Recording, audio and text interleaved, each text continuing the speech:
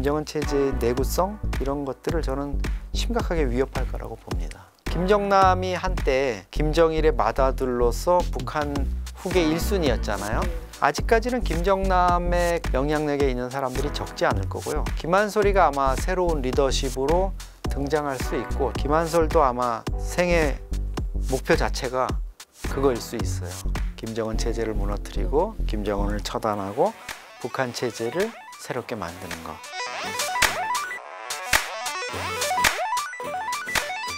북한 신년 경축 공연 영상에 김여정이 이제 두 아이와 함께 등장하는 게 공개됐는데요. 김여정의 자녀들로 이제 추정이 맞습니다. 되는데, 뭐 그럼 이렇게 김여정의 자녀를 처음으로 공개한 뭐 의도가 있을 것 같거든요. 네. 어떤 의도가 그 있을까요? 12월 31일 평양에 우리로 말하면 이제 한강에 여의도 있듯이 대동강에 그 능라도가 있어요. 거기에 5월 1일 경기장이라고 한 15만 명이 들어가는 데서 신년 축하 행사를 했는데, 저도 사실 김여정이 8살, 10살 정도 되는 남자, 여자애를 데리고 나왔는데 저게 아들, 딸이라고 할 수 있을까? 단정하긴 좀 어렵지 않을까 이랬는데, 그 영상의 맥락을 보면 아, 저건 아들, 딸일 수밖에 없겠다. 왜냐하면 김정은이 제일 먼저 김주애를 데리고 이제 내려서 들어가고, 그 다음에 북한의 총리나 뭐 고위급들이 쭉쭉쭉 들어오는데 아주 이례적으로 부부 동반으로 들어와요. 그래서 앉아서 뭐 부부들끼리 이렇게 얘기도 하고 이러는데, 그 뒤에 잠깐 살짝 김여정이가 아이들 손을 잡고 들어오는 게 보이거든요. 그러면 이거는 영상의 맥락상 가족을 동반하고 신년 행사에 들어오는 장면일 수밖에 없다, 이렇게 판단이 되고요. 그러면 김여정 입장에서 왜 아이들을 이 시점에 등장시켰을까? 보통은 이제 신변경호라든가 뭐 이런 문제 때문에 일체 노출을 안 시키거든요.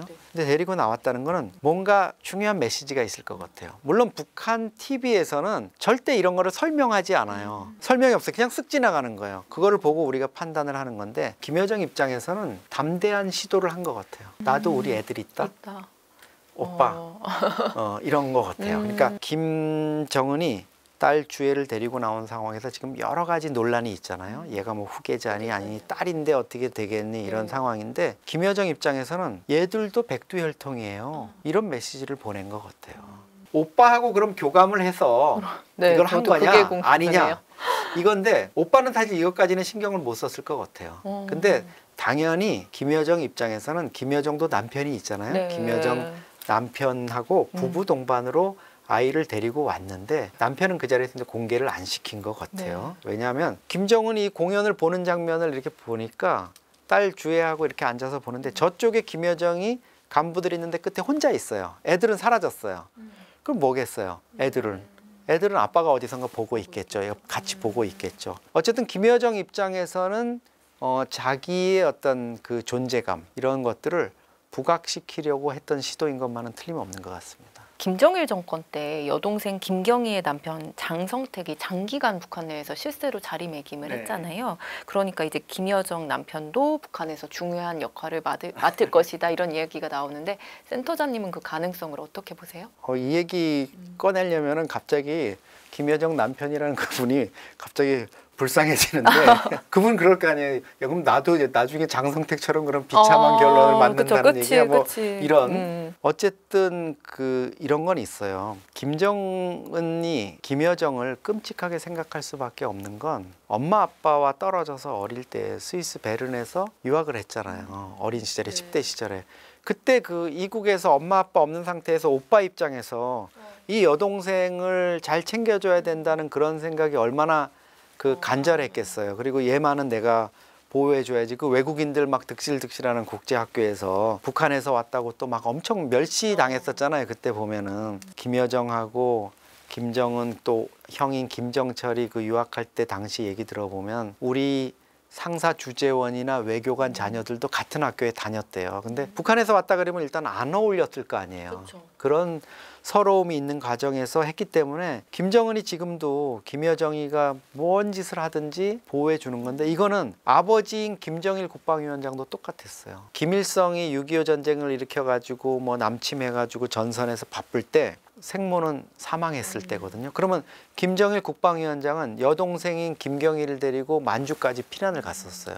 엄마는 죽고 아빠도 없고 이런 상황에서 그 여동생에 대한 끔찍함, 그런 것 때문에 김경희를 끝에 뭐 알코올 중독에 걸리고 뭐 이랬을 때 끝까지 챙기는 거잖아요. 네. 그리고 그 남편인 장성택, 자기의 매제인 네. 장성택이 그렇게 남봉꾼 짓을 하고 뭐 맨날 부패하고 비리 저지르고 이래도 죽이지는 않았어요. 왜?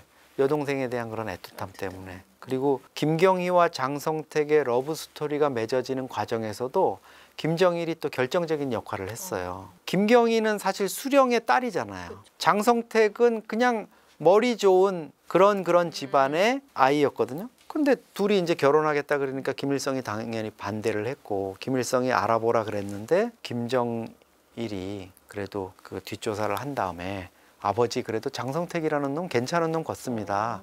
이렇게 해가지고 어쨌든 결혼을 한 거잖아요.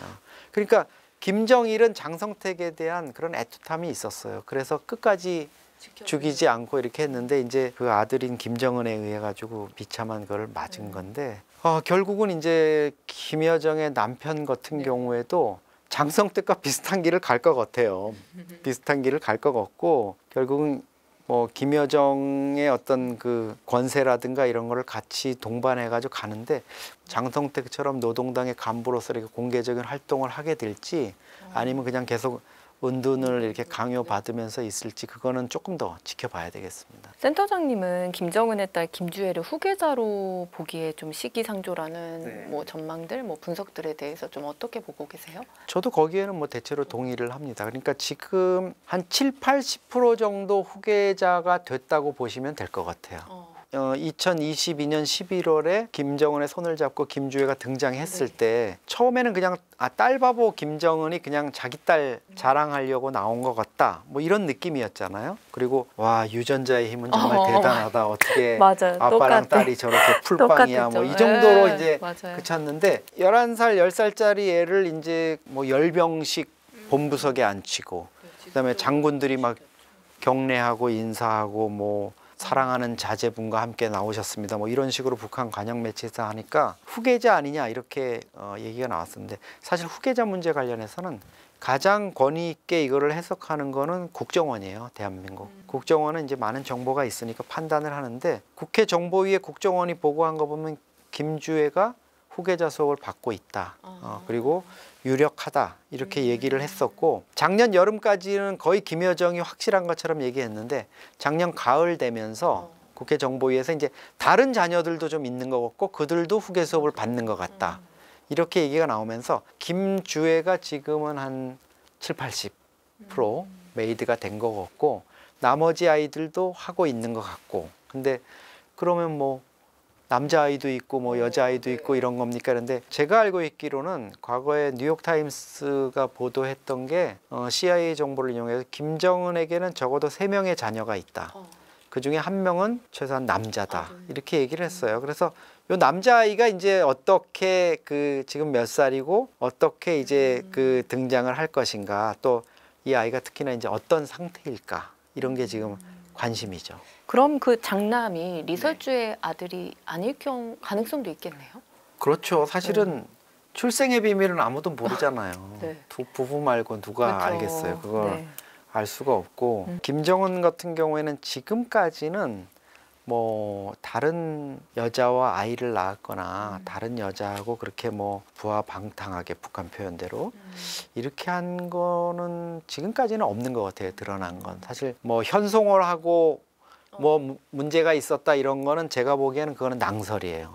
왜냐하면 현송월이 과연 김정은하고 그런 관계고 이랬으면 지금 공개석상에서 현송월이가 뭐 김정은이 주는 꽃다발 받고 뭐 재떨이 갖다 놓고 이런 거 못하죠. 그래도 김정은의 한때 여자였습니다. 그리고 현송월은 또 남편도 있는 걸로 알려져 있고 임신한 상태에서 한복을 입고 북한 TV 우리 가요 무대 같은 프로그램에 출연한 적도 있어요. 그때 방청석에 앉아 있는데 사회자가 우리 현송월 선생 나와 있네 나와 보세요. 이래서 뭐 세대주가 뭐 어떻습니까? 뭐 남편 얘기도 하고 또 배에 든 아기는 뭐 남자입니까 여자입니까 이런 얘기도 했거든요. 그게 만약에 수령의 아이인데 김정은의 아이인데 사회자가 그 현송월 나와봐 뭐 너 애가 남자니 여자니 이랬다가 그 사회자도 뼈를 못 추리죠. 그거는 제가 보면 100% 아닌 것 같고요.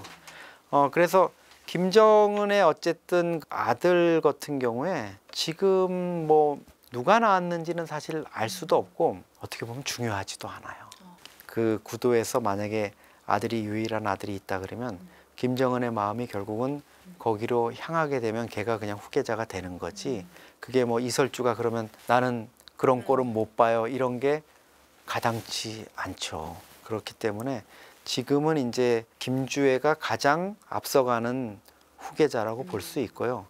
뭐 이 아이가 지금 좀 건강 상태가 안 좋다거나 이런 설도 있지만 그건 아직 확인된 내용은 아니니까 조금 더 지켜봐야 되겠습니다. 저도 김정은이 등장했을 때 이렇게 오래 장기간으로 좀 잘할 거라고는 좀 생각을 못한 것 같은데 생각보다 지금 견고하게 체제를 잘 유지하고 있잖아요. 그렇죠. 이제 또 잘한다 그러면은 또 북한에 대해서 못마땅한 분들이 또 뭐 야 뭐가 잘한다 그러냐 이러니까 적당한 표현이 있죠. 그럭저럭 통치해 왔다.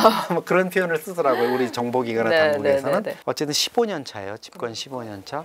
27살 때 아버지 김정일이 이제 갑자기 사망을 했고요.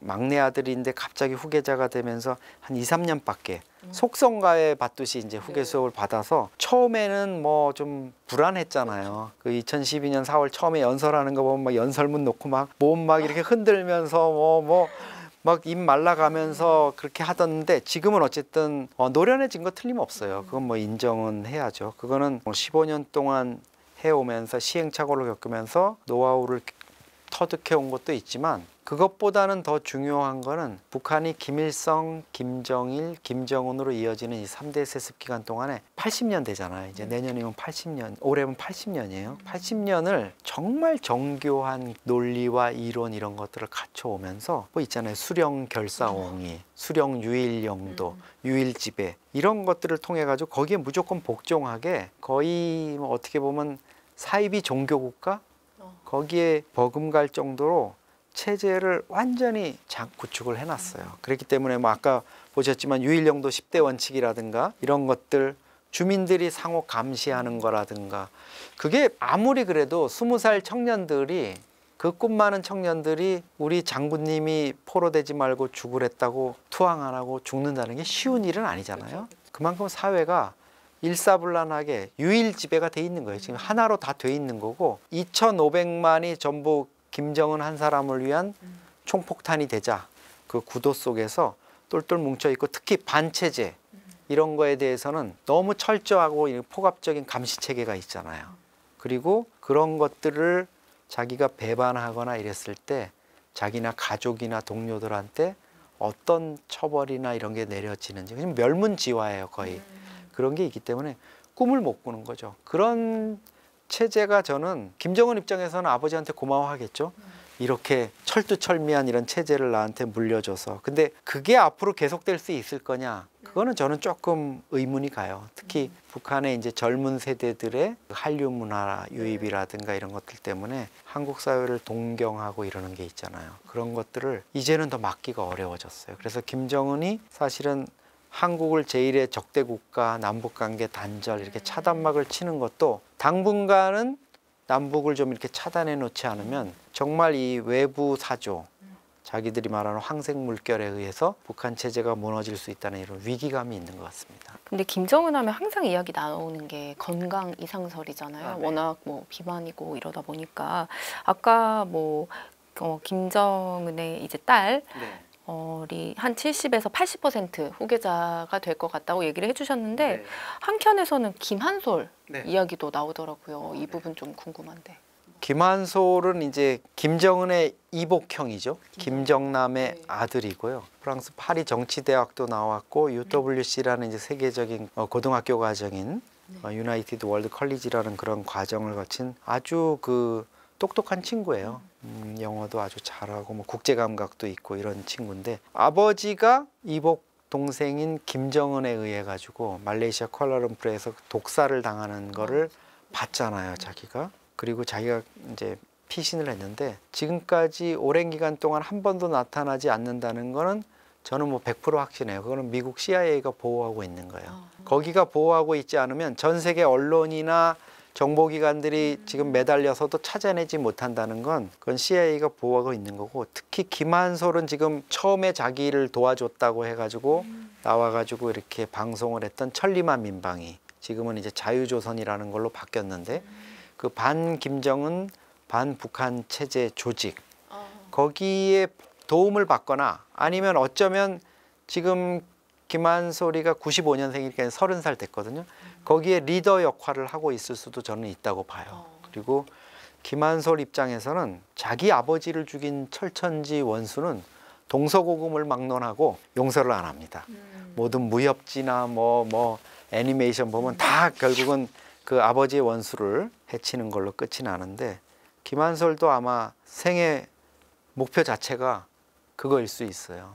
김정은 체제를 무너뜨리고 김정은을 처단하고 북한 체제를 새롭게 만드는 거. 그런 단계에서 일정 부분 어떤 북한에 문제가 생겨서 그런 게 가능해지거나, 아니면 김한솔이나 외부 세력들이 북한 체제의 어떤 취약점을 파고들어서 대안 세력으로 등장하는 단계, 이런 단계가 되면 김한솔이가 아마 새로운 리더십으로 등장할 수 있고, 특히 김한솔의 아버지인 김정남이 이제 중국의 그 후견을 많이 받았었잖아요. 그랬기 때문에 중국 입장에서도 김한솔 카드가 포스트 김정은의 카드로서 나쁘지 않다고 판단할 그럴 가능성이 있습니다. 김한솔의 지지층이라고 해야 될까요? 네. 그만큼이 되나요? 김한솔의 지지층이라는 게 결국은 이제 김정남의 지지층과 겹치겠죠. 네. 김정남이 한때 김정일의 맏아들로서 북한 후계 1순위였잖아요. 근데 이제 그 과정에서 김정은 쪽의 세력에 의해 가지고 이제 지금 몰락해 있는 상태인데, 아직까지는 김정남의 영향력에 있는 사람들이 적지 않을 거고요. 특히나 이제 제가 북한의 그 젊은 청년 세대들, 그쪽 세대들이 이제 해외에 나와 있는 분들과 이렇게 만나보면 김정은 체제에 대한 불만이 높은 건 사실이에요. 높은 건 사실이고, 그 세습 자체에 대해서도 불만이 있기 때문에 뭐 김한솔도 세습 아니냐 이렇게 얘기할 수 있지만, 사실은 그것보다는 김정은의 어떤 포갑적인 정치 이런 거 있잖아요. 뭐 장성택을 죽이고 김정남을 죽이고 이런 것뿐만 아니라 간부들을 막 너무 많이 죽였잖아요. 근데 간부들을 그렇게 총살을 시키고 이러는 현장에 그 가족들이나 심지어 그 노 간부들을 죽이는 자리는 손주들까지 데려오거든요. 그래서 보게 하는 거예요. 그런 것들, 그리고 이제 그런 것들이 너무 끔찍해서 뭐 며느리나 이런 여성분들이 고개를 돌리면은 그게 또 이제 처벌을 받는 하나의 요인이 되고, 이런 것들을 그 북한에서 이제 직접 보거나 또 전원으로 들었던 사람들이 이거는 미치지 않고서는 이럴 수 없다, 이런 이제 반감이 번져 있는 거예요. 그리고 아까 말씀드렸지만 그 북한 내부의 젊은 세대들의 어떤 한류의 문화, 그러니까 이 유일지배나 이런 세계 말고 바깥 세상이 있다는 걸 알아버린 거잖아요. 남조선 뭐 못 산다 뭐 어쩐다 이렇게 어릴 때부터 세뇌 받았는데, 이 드라마를 보니까 완전히 신세계가 열려 있잖아요. 그리고 한 편 두 편 볼 때는 아 저거 가짜로 이렇게 만든 걸 거야 이런데, 10편 20편 보는데도 그런 장면이 나오고, 내가 배급받거나 산 우리 북한 비누는 10번 문질러도 거품이 안 나는데, 남조선 저거는 어떻게 저렇게 물만 이렇게 닿기만 해도 저렇게 거품이 막, 이게 뭐지? 이런 거를 많이 느꼈다는 거예요. 특히 젊은 이제 여성 탈북민 분들은 그런 게 너무 좋았대요. 그러니까 한류 스타들 뭐 아주 예쁜 배우들, 남자 배우들 나오는 이런 꽃미남 배우들보다도 제일 경이로웠던 게 뭐냐니까 샤워하는 거였대요. 어떻게 샤워 집에 와가지고 저 수도꼭지만 틀면 뜨거운 물이 저렇게 쏟아지지? 우리는 뜨거운 물을 구경도 못하고 수도를 쓴다는 게 상상을 못했던 이런 일인데, 야 저기 가서 한 번 나 살고 죽으면 원이 없겠다, 이런 생각에 이제 탈북을 했다는 거거든요. 근데 젊은 세대들이 지금 점점 빠르게 변해가고 있어요. 변해가고 있고, 특히 이제 이번 우크라이나 전쟁도 하나의 기폭제가 될 수 있어요. 이 20살 청년들, 뭐 죽은 사람들은 어쩔 수 없다고 쳐요. 근데 3,000명이 부상을 입었다 그러잖아요. 그러면 얘들이 북한에 돌아가서 고향으로 이제 돌아갈 텐데, 그러면 팔 하나 없어지고 다리 하나 없어지고 이런 걸 숨길 수가 없잖아요. 너 군대 가서 그랬니? 뭐 얘기를 어떻게 해야 될 거 아니에요. 그리고 그 젊은 세대들도 그렇지만 그 부모들도 사실 지금 보면 40대 후반, 50대 초반 젊은 세대예요. 우리로 보면은. 그러면 그 엄마 아버지들이 생때 같은 우리 자식 영문도 모르게 부모한테 알리지도 않고 명분 없는 전쟁에 보내가지고 이런 정말 말도 안 되는 상황을 만들어 놓고 그거를 그냥 김일성, 김정일 시대처럼 아, 우리 수령님이 시키고 조국과 인민을 위해서 했으니까 하고 받아들일까요? 저는 그렇지 않다고 보거든요. 그런 것들이 북한 체제의 어떤 그 김정은 체제의 내구성 이런 것들을 저는 심각하게 위협할 거라고 봅니다. 오늘 센터장님 모시고요. 김정은과 트럼프 그리고 한반도 정세까지 짚어봤습니다. 센터장님 오늘 말씀 감사합니다. 네, 고맙습니다.